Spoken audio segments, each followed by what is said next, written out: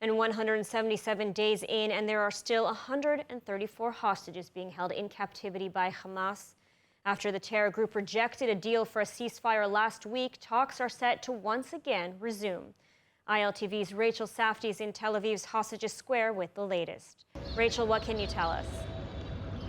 Halidar, well, yes, I'm standing here in the Hostage Square in Tel Aviv, as on Friday we saw that Prime Minister Benjamin Netanyahu approved of the delegation made up of Mossad and Shin Bet officials to go to both Doha and to Cairo to remain negotiations, to remain in direct talks with Hamas. Now, we've heard for weeks now of these ongoing negotiations, and we don't actually see a deal or even some optimism for a deal coming out of it.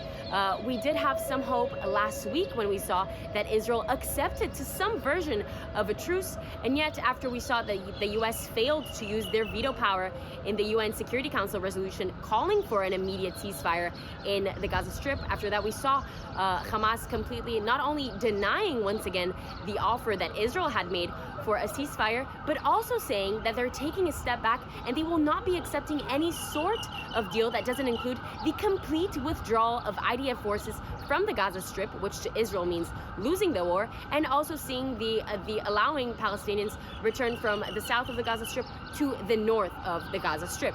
Now, Mossad Chief David Barnea has actually said that he believes we can see a deal coming out of these rounds of negotiations if Israel is more lenient regarding specifically this point of allowing Palestinians back north to the Gaza Strip.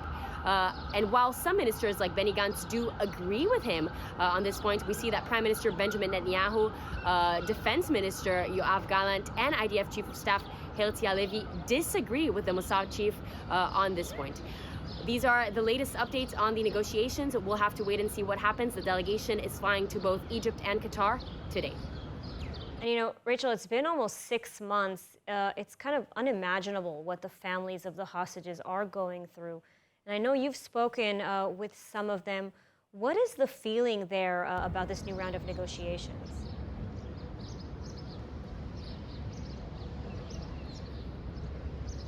Right, so regarding family members of hostages, it's actually amazing to see how hopeful and how strong they are, as their loved ones have been taken captive by terrorists for almost 6 months now.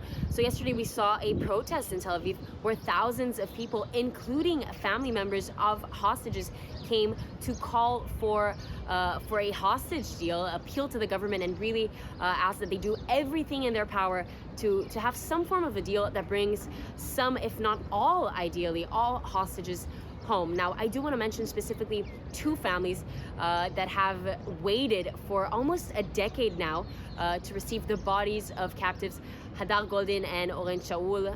They were killed and their bodies were taken captive in 2014. And we have new reports saying that Israel would accept a deal where specifically regarding their 2 bodies would be returned in exchange for some Palestinian prisoners.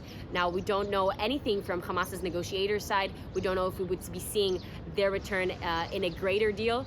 We'll keep you updated. As we know, today the delegation is going for more talks, but the families do remain very hopeful. All right, Rachel, thank you so much for the update.